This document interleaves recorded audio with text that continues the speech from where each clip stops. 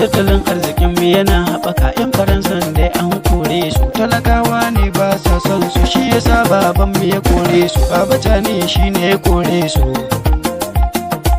Kaji zaki mai kishin jama'a, ƙaryar sata tuni ta kare, tunda dai baban mu ya kore su. 'Yan Faransan dai an kore su. Yau ga me share hawayen mu ma mun daina yawan yawo, tunda mai kishin mu ya karbe mu. Nijar komai za a yi namu, domin duka komai mun samu. Baba ne dai ya karbe mu daga hannun wanda bai san mu.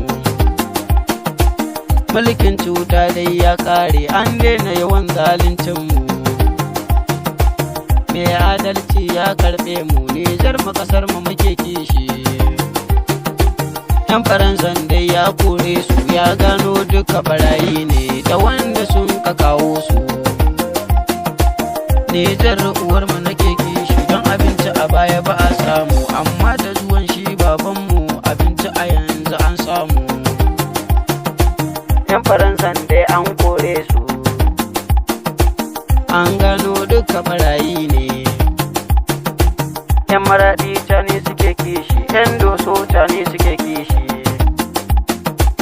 'yan Zandar ne suke kishi, 'yan Agadas ne suke kishi, 'yan Tawa ne suke kishi, 'yan Difa ne suke kishi, 'yan Niamey ne suke kishi, Tilaberi ne suke kishi. Ai dole mu ma mu zaɓe shi.